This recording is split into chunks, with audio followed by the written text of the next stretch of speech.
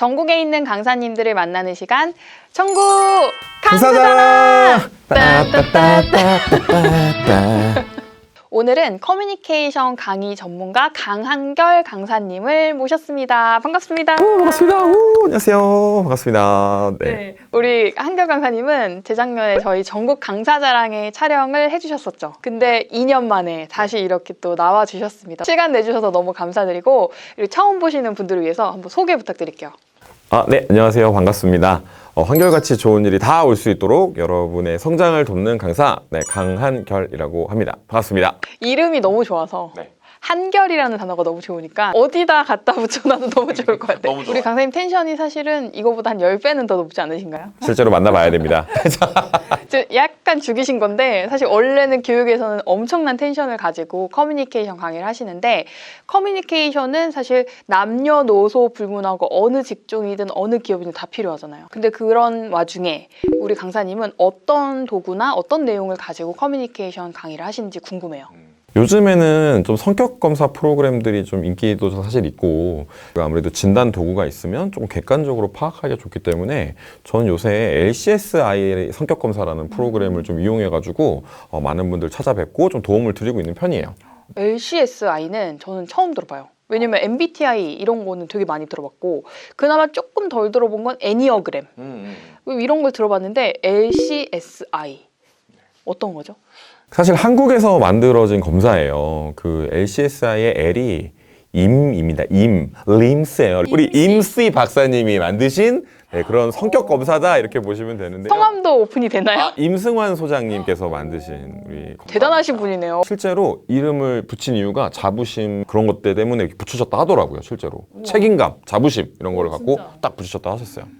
그러면 L은 임씨고, 네. C는 뭐예요? C는 캐릭터, 타고난 성격. 그럼 S는요? S 스타일. I는요? 인벤토리라는 약자입니다. 인벤토리. LCSI 검사가 어떤 건지 간단하게 설명해 주세요. 대부분 성격 검사들은 타고난 성향만 보거나 좀 지금 현재 이제 만들어진 성격을 보던가 하는데, 이 검사는 두 개를 같이 봐요. 그래서 원래 대부분 하나만 좀 보는 검사가 많은데, 현재를 좀 토대로 해서 과거를 조금 돌아보는, 그래서 다시 지금 어떻게 잘 살고 있는가를 한번 두세 번 다시 좀 이렇게 돌아볼 수 있는 그런 검사입니다. 그러면 그걸 검사를 통해서 나의 성격도 알아보고, 그 성격을 통해서 과거도 보고 현재도 보고 앞으로의 커뮤니케이션을 잘하기 위해서 알아보는 도구네요. 그렇죠. 어떻게 보면은 현재 상태를 좀 보면서 이게 역추적하는 겁니다. 사실 타고난 성향을 보는 게 쉽지가 않거든요. 실제로 기억이 좀 잘 안 나잖아요. 그래서 데이터를 기반으로 역추적을 해요. 그리고 저희도 이제 물론 같이 해야 되는 것들이 있지만, 어쨌건 내가의 뿌리를 찾았으면 그 뿌리대로 또 잘 살고 있는지 다시 한번 체크를 해볼 필요가 있고, 만약에 좀 부족한 부분이 있다면 앞으로 미래에 이런 것들을 준비해서 우리 좀 나아가자라는 취지로 좀 다양하게 볼 수 있는 검사라고 보시면 되겠습니다. 근데 저는 궁금한 게, 강사님이 수많은 성격 도구 검사들이 많은데 그중에서 왜 이 LCSI라는 검사를 배우고 그리고 활용하시는지 궁금해요. 저는 일단 개발자가 살아있는 검사, 그리고 사실 데이터 교재, 저도 배웠었는데, 교재를 보면 데이터 정리가 엄청 잘 돼 있습니다.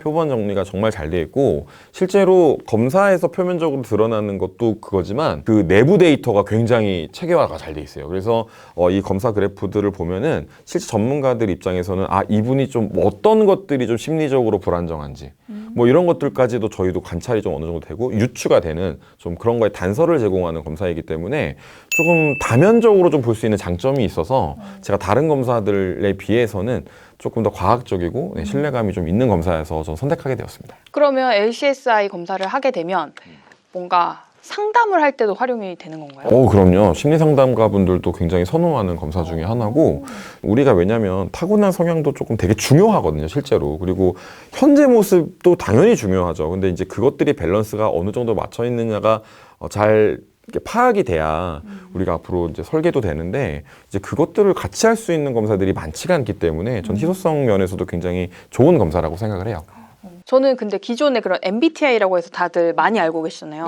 근데 그건 너무 좋지만 또 안 좋은 점은 이 사람을 뭔가 규정 짓는다는 느낌이 많이 들어서 그게 너 뭐야 하면서 약간 이런 느낌이거든요. 근데 이 LCSI는 그런 점에서 어떤지 궁금해요.